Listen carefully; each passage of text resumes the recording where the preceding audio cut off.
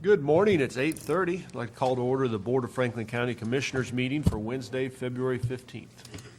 Commissioner Howard? Present. Vice Chair Vinod? Present. Chair Waymeyer? Present. Commissioner Oglesby? Present. Commissioner Dunn? Present. If you would, please stand and join me for the Pledge of Allegiance and remain standing for the invocation.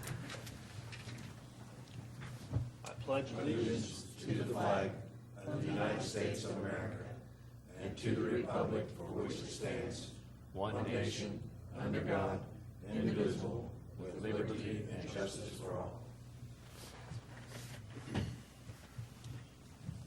Father, we bow in your presence. We've just given our support and allegiance to the United States of America.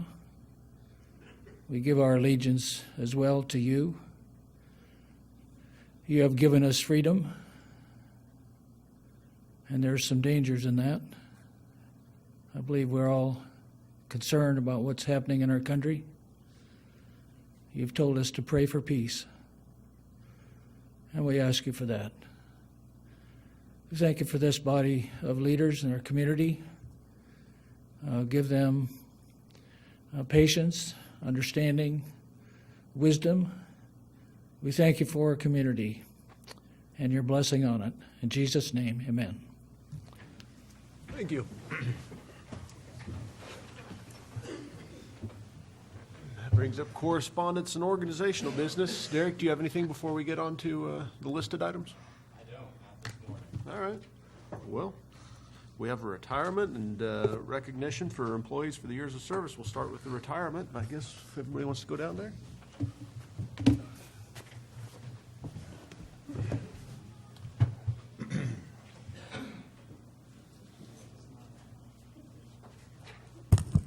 Today, we're going to recognize Mary Ann Platt for her 26 years of service to the Health Department as office manager and present her with a plaque as a small token of our appreciation. Come on down, Mary.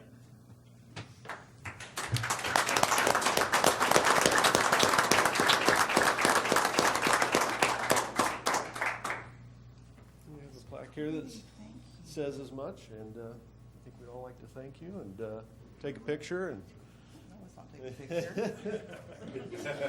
gonna make the rounds here.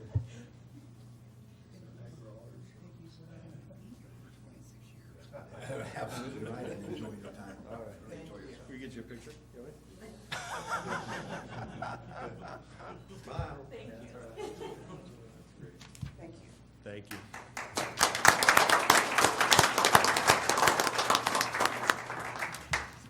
All right. Now we're going to recognize employees who have served the county and the public for 8, 16, and 32 years. We'll start with the 8-year employees, and we'll be handing out certificates. First would be Kirk Anderson.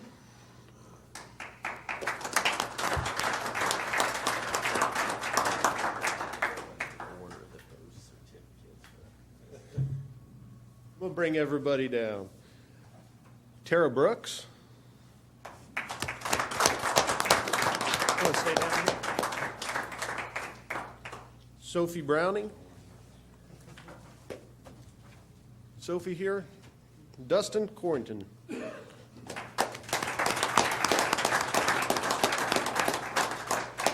Allison, we know her as Allie Dickinson.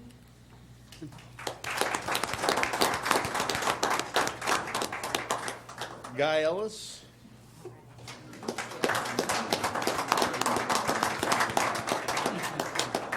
Teresa Falls. Tamara Moore.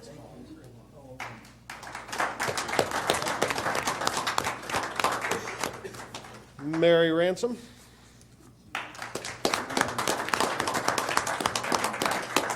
And Bradley Schaefer.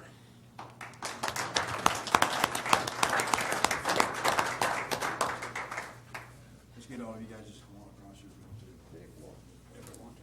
Yeah, If you want to. you gotta do what you want to do. Get in there, ladies. One hand. Better put her on a stool. Right there. Right here. All right.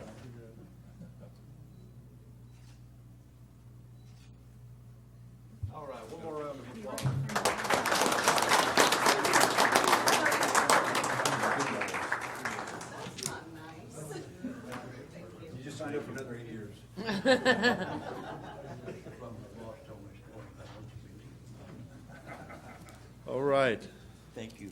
thank you. Under 16 years, we have Vicky Eckerd.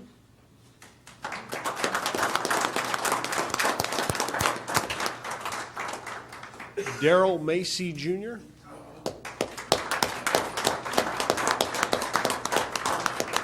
James Reeder.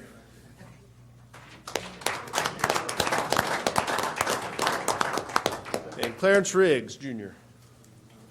All right. I think you got two more on the next page. Got another page. Oh, thank you. Rusty Tall.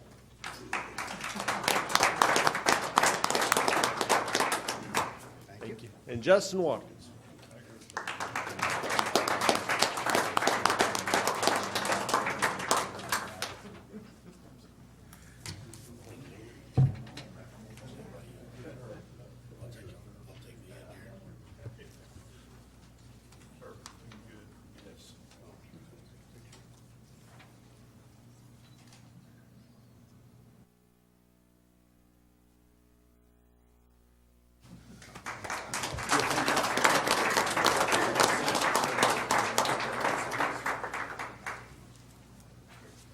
All right.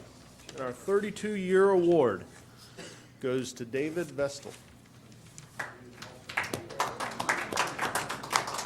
Not here? All right. Oh, he's getting trucks this morning. Okay. Well, that is a combined total of 208 years. So.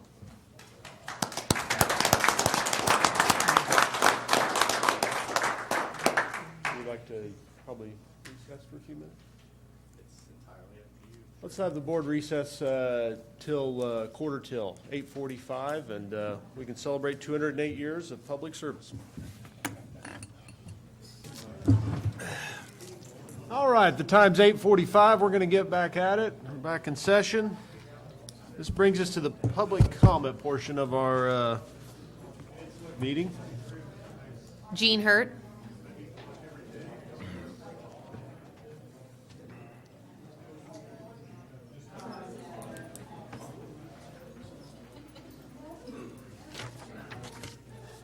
Good morning, Gene. Good morning. Gene Hurt, 107 Jefferson Street, Pomona, Kansas. The first thing I have is, last week we lost a great man, and another one in this Franklin County. And I got to say a few words for this gentleman. Ever since when I went to Williamsburg in my freshman year, of course I knew him before then, Forrest Bond. I don't know if a lot of you know him or knew him. All the years he served, for the 50-some years I knew him, he was a great man. And he was the principal of the elementary school at Williamsburg at the time when I came there. And I have a lot of emotions because of him and just the way Andy Anderson was to me. But I have to say a few words for what he's done for this county, what he's done for the school district at Pomona and at Williamsburg.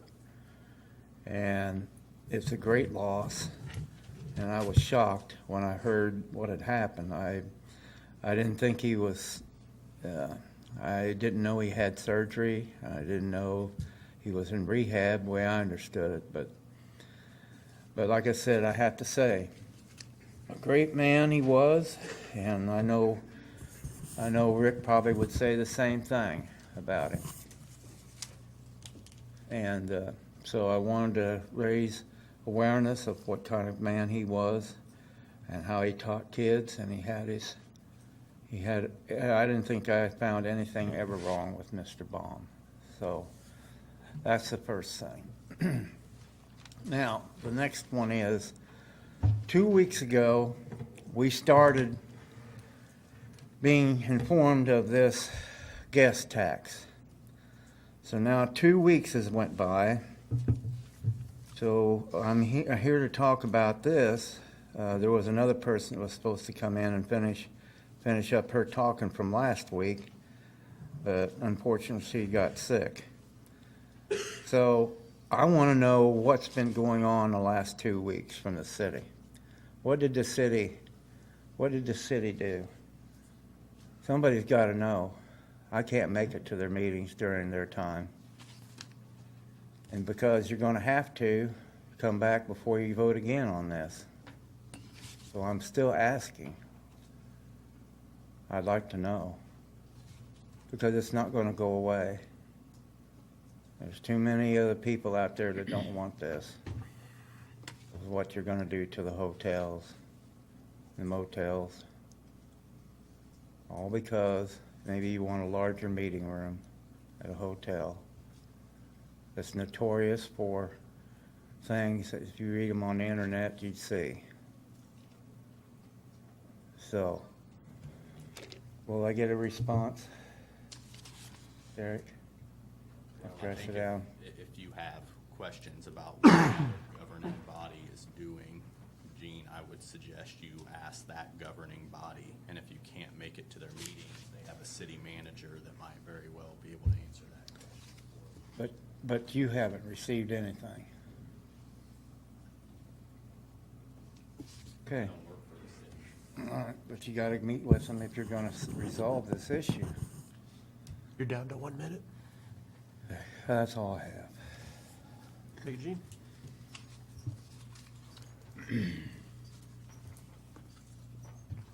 All right.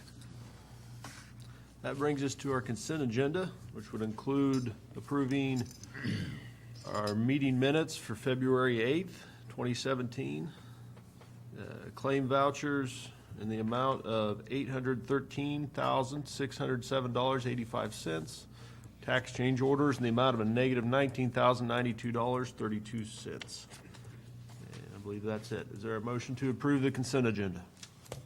Make the motion. Or second, either one.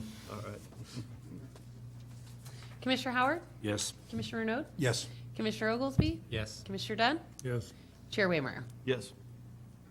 That brings us to item of business. Our first item of business would be to consider free dump day.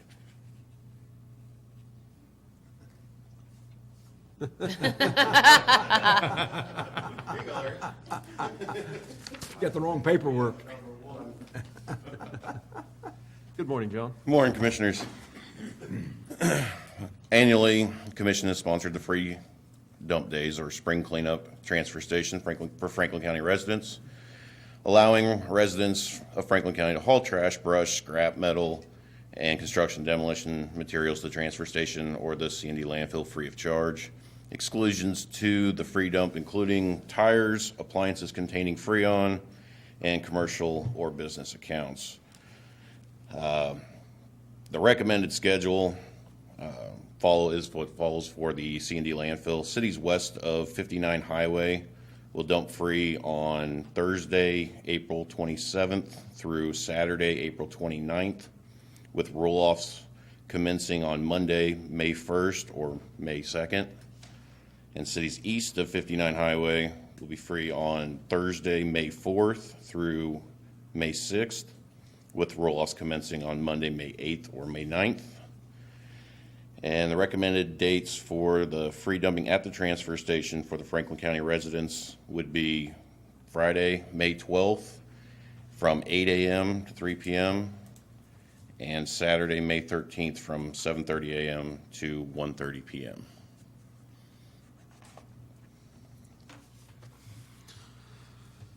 All right. Are there any holidays that conflict in there? Usually, it seems like we have a few holidays that time of year or special events to go around. No, nothing for this. Mother's Day weekend is the weekend of the cleanup. That might be a good gift to mothers, Could be. kind of. So, Any questions for John? Otherwise, very similar to what we've done in the years past. yes, it's worked very well in years past. So, All right. So is there a motion to approve free dump day as described? Make the motion. I'll second that, but I have a comment or a question, I guess. Is the May 12 and 13, I didn't see that part listed inside my document maybe, or am I missing it? Is that? I'll get that later, but I'll say. Okay. Thank you, Commissioners. Commissioner Renaud, Yes. Commissioner Oglesby, Yes. Commissioner Dodd, Yes. Commissioner Howard, Yes. Chair Waymeyer. Yes. All right, Larry will introduce our second item of business, which involves the county sanitary code. Good morning, Mr. Chairman, Commissioners. It's the second week in a row that I've messed up your agenda. No. I'm sorry about that. Oh, Anyway, the issue this morning is the consideration for the adoption of the modifications to the sanitation code. These were a result of the direction that you gave us in June of the past year regarding particularly the water supply. We had an issue where there was an existing cistern, and the potential for the resale would have required that to be brought into compliance with the code. The way the code was currently structured at that time was to require them to either hook up to a well or to a public water supply. And neither of those were basically available. They had tried drilling wells that couldn't produce sufficient water for their domestic use, and there was no available rural water district to connect to. So there was some concern that the value of that property would have been diminished substantially if they were to attempt a resale. So you did direct staff to move forward with development of a modification that would adjust the sanitation code accordingly to allow existing systems to remain, because there wasn't any other alternative water supply basically available. Although that requirement would still apply to all new lots that were being created or new structures that were being built. We took this to the Planning Commission at the direction of the county commissioners. The Planning Commission has forwarded to you a recommendation. Subsequent to the recommendation of the Planning Commission, however, we have worked with the Department of KDHE relative to the changes that we have just addressed. However, the state takes the position that when you are modifying anything in your code, it gives them license to go back and review everything in the code. So we've gone back. I think this is the draft that you have before you this morning is about the fifth edition of modifications that we have identified, or they have identified, and we've tried to address. It seems as if every time we send this back to them, we get further comments. Unfortunately, we met with them earlier this year, and it seemed as if we were on the same page. We'd make the changes. I did talk with their staff yesterday. The secretary hasn't signed off on this. I'm hopeful that there are no further modifications, but in the event that they were, we'd probably have to come back and bring this back to another hearing just to address any little word changes that the state felt would be appropriate. So I think we have two options this morning. We either could adopt a resolution approving it as it's submitted, hoping that there are no further changes from the state, or continuing this matter over to another date to allow the secretary to have the final say of approving the code as submitted. I have nothing further to add at this time. The primary issue that we were addressing, and the only thing that we were really addressing, was regarding the resale of properties or situations where you had to make modifications or repairs to an old cistern that was already in existence without having to comply with the the standard, the code regarding well water or a public water supply. Larry, were the changes that the state was recommending substantive in nature, or were they primarily semantics? Basically, I think they're all semantics. Maybe they were a little further clarification, such as the floodplain. We had wording to that, but they wanted to modify it to make it very clear what the definition of floodplain was. And there have been a few changes. The last edition that we sent them showed in red the changes that they had requested, and we hoped that had addressed all of their last concerns. And that was done in January of this year, so I had hoped that because it takes 3 consecutive weeks of notification in the public paper, and we started publishing this after we had received, I thought, some concurrence that they were acceptable to the changes that we had discussed.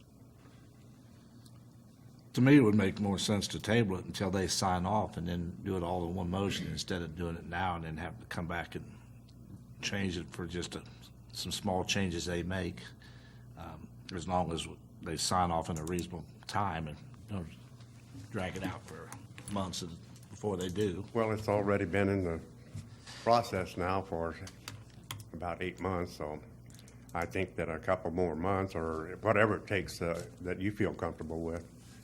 I have no assurance as to how long it will take to satisfy some of the staff members up there, because every time they change chairs, it seems like somebody else has got a different wording that they would like to use or prefer to use rather than what we may have already adopted. Does this leave a piece of property in limbo waiting for this to be approved for potential sale then, or? It hasn't been up for sale. I think it was just a situation where an individual realized that there may not be a lot of value in the house that they're currently using, and they have no intentions of selling right now, but it was a situation that they were fearful that in the event that they chose to sell, that they would be in a position that they couldn't satisfy the requirements of the code. I think the reason that it's on today is that, just given kind of our pattern of dealing with the state on this, if we were going to get additional changes, in all likelihood we would have them by now. At this point, we're just waiting on bureaucracy basically just to sign off on it. But as Larry said, we can't obviously guarantee that. And then the other point, I guess, just so it's clear, these changes that the state recommends, as Larry said, they've clarified a few things, but our sanitation code was substantially in compliance with what the state recommends. It's primarily what I would call semantics, which is what's been frustrating for us, just word tweaking here and there, and maybe some further clarification, but in terms of what I would call like a substantive change, there hasn't been any of that. So. And there haven't been any changes in state law that would have justified or warranted any modifications to the code relative to the current regulations that the state has. I have a couple of concerns that have been brought to my attention, and I don't know that much on the background of them, but if I understand correctly, Larry, the red letters in the red print in the copy is new edition or a change. And on page 57, I think I don't remember what chapter, last chapter, article, whatever, section 5, under requirement for private water sources.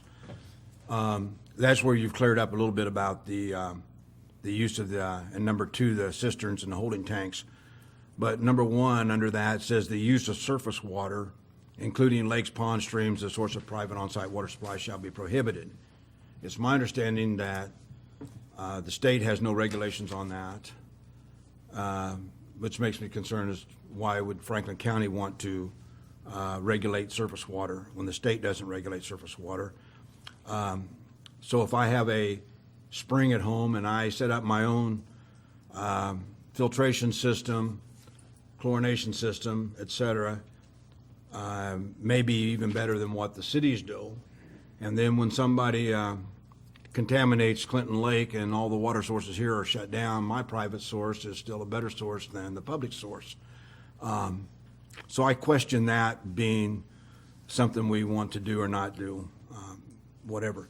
And then item 3 underneath that, the statement says that permits for drilling a well for private on-site water supply shall be issued to any person when in the discretion of the administering agency, that the property can be served at a reasonable cost by a public water supply, or when that supply constitutes a significant health risk.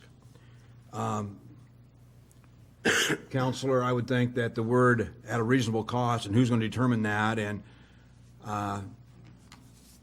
Mr.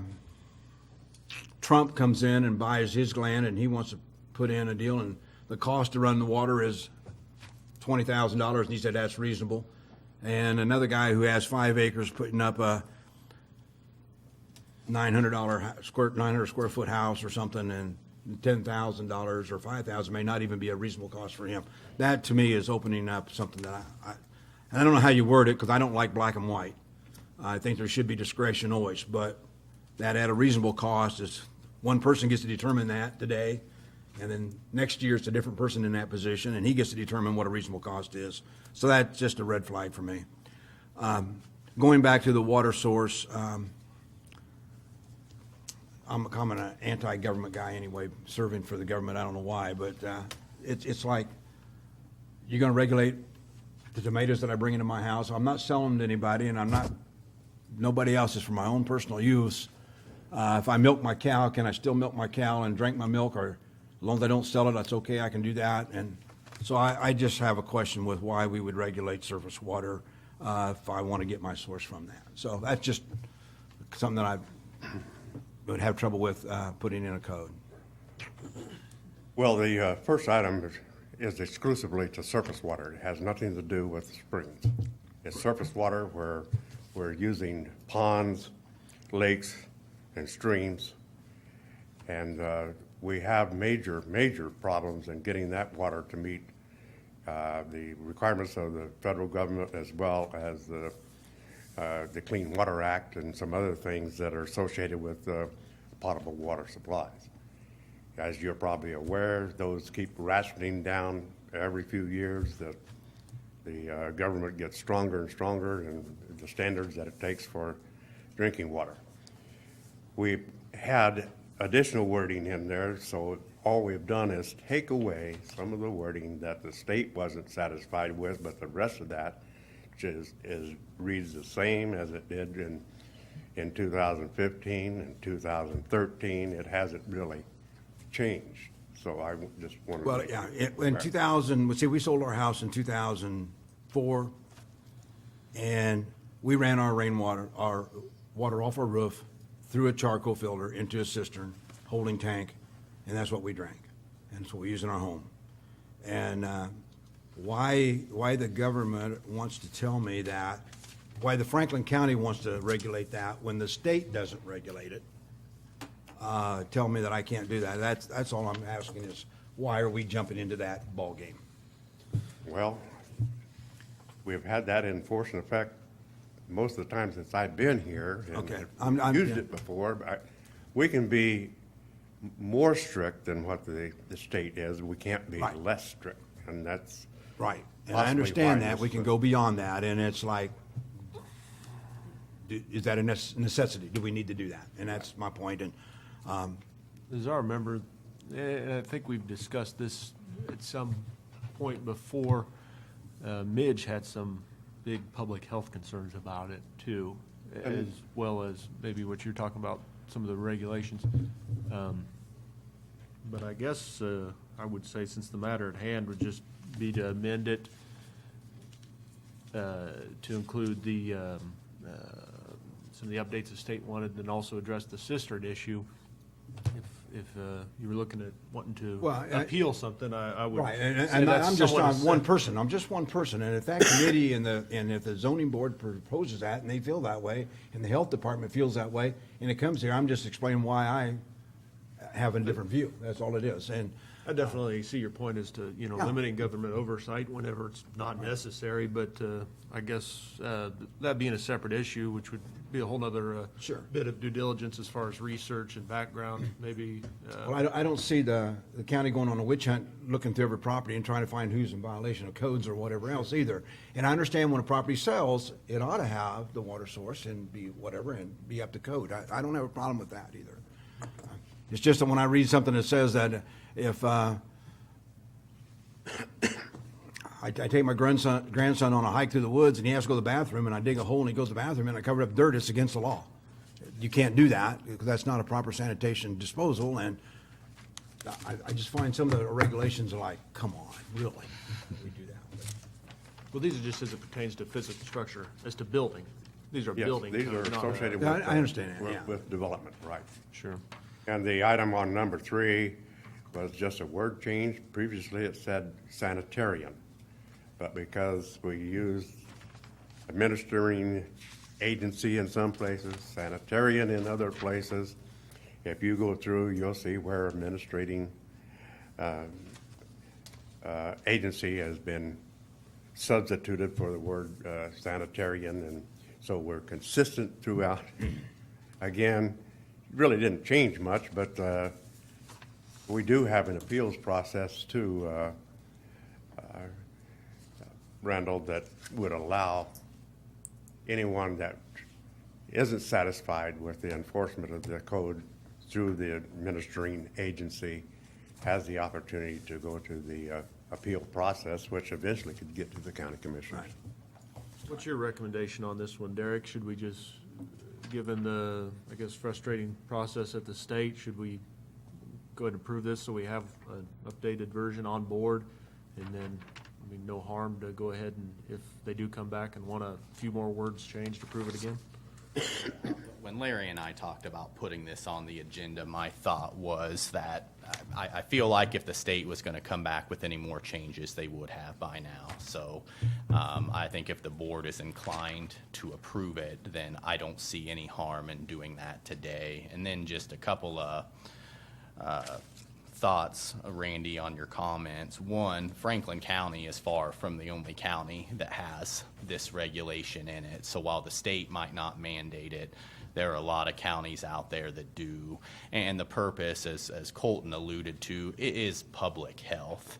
And when you get into zoning, and I hate the expression, and so I'm ashamed that I'm going to use it, but you get into this slippery slope where, okay, you don't want to regulate water. What about sanitation? I mean, if somebody wants to go use the bathroom right out in their front yard, why should government regulate that? Why shouldn't I be able to go to the bathroom all over my property wherever I want? I mean, well, the answer is because it's a health concern. And I think that's just, you have to look at what point do you cut that off. So. Right, and I understand that totally, but the cows do, and the bears do, and the coyotes do, and everybody else does it in their yard. And I wonder where that goes. So I doubt if they're putting out any more, or, I understand that. I'm just saying that I see something in here that I'm wondering, how far do we want to go beyond what the state requires, and is it necessary, and is there a problem with it?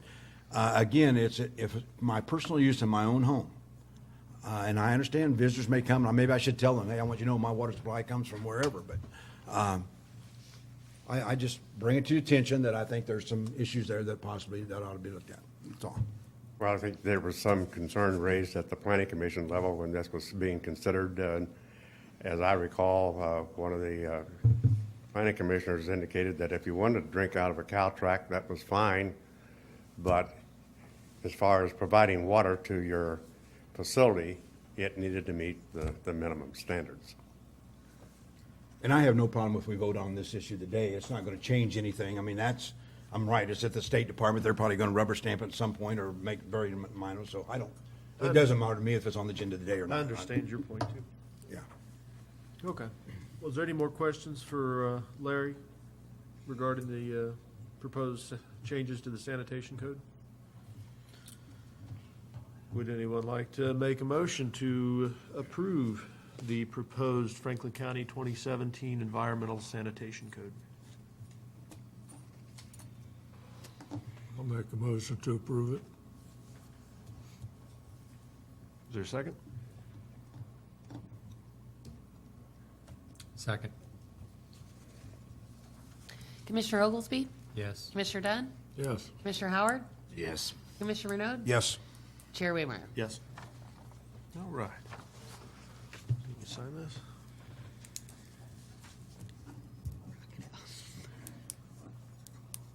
Thank you.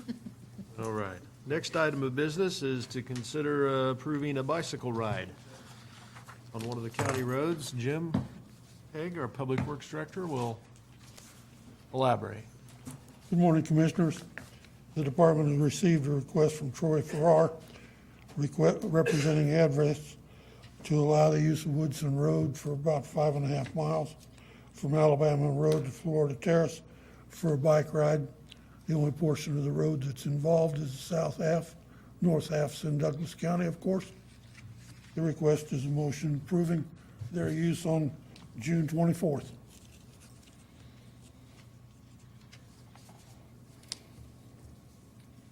It's a long ride. Can be. Looks like it overall. Any concerns, recommendations? No, sir. No? Any questions for Jim? I imagine they're gonna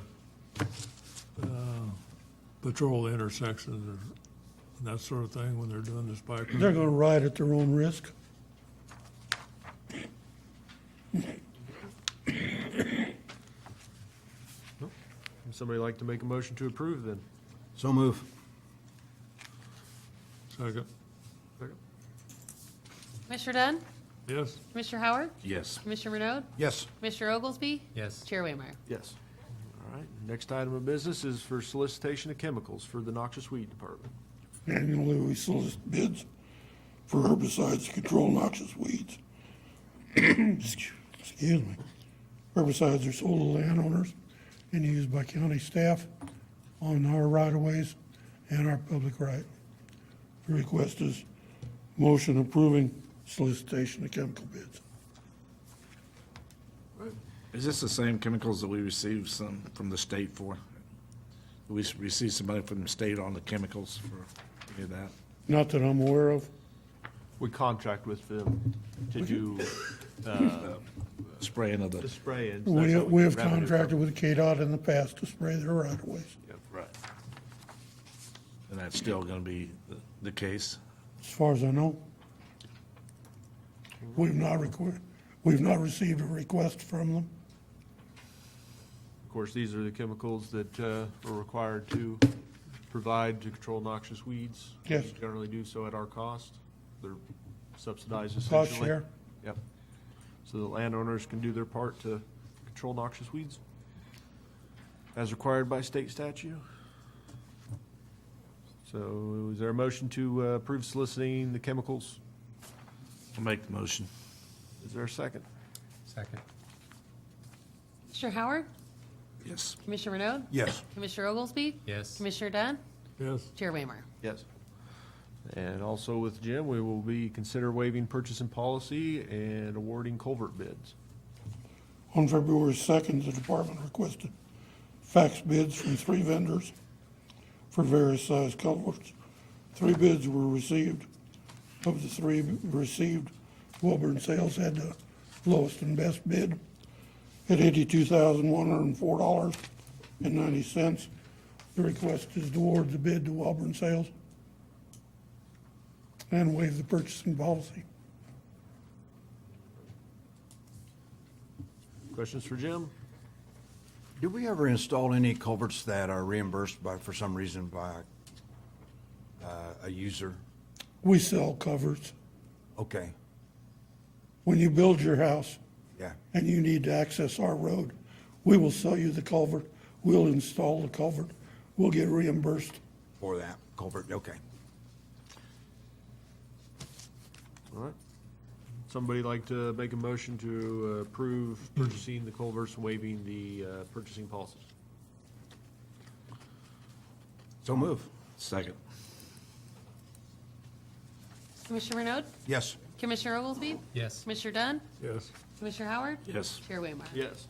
Thank you, Commissioner. Thank you, Jim. That brings us to staff reports. Yeah, I have gotten a couple emails on this.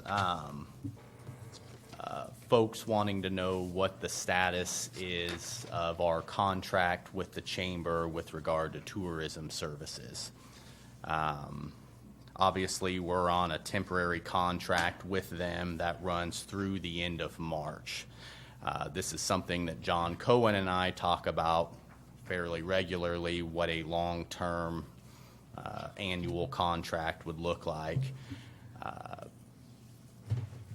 We haven't really moved to putting anything on paper because he hasn't came back in front of this board to give his first monthly report yet on the finances.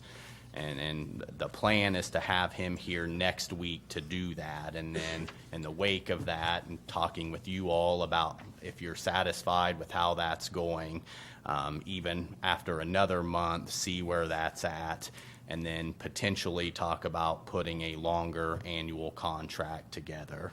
Obviously, you guys will have to direct me to get started on that, but certainly John and I are doing due diligence to make sure that if that's an option you elect to do, that we're ready to do that.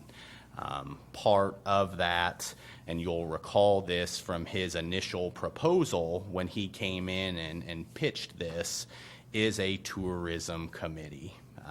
And so he's already reached out to several folks about putting that together. If we elect to contract with the chamber for those services, that will certainly be a part of the permanent agreement that we have.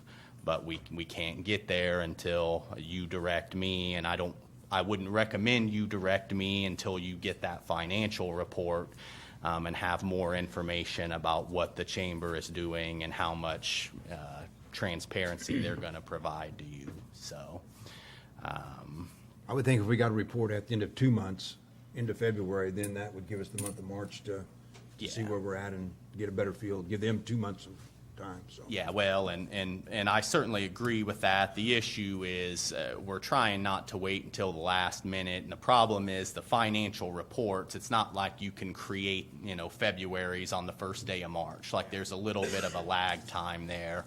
But certainly, we've requested that he provide one monthly, and he is going to do that. So next week, the intention is to have this on and get the first one, and then further discussions can go from there. So, that's all I have today. Sheriff?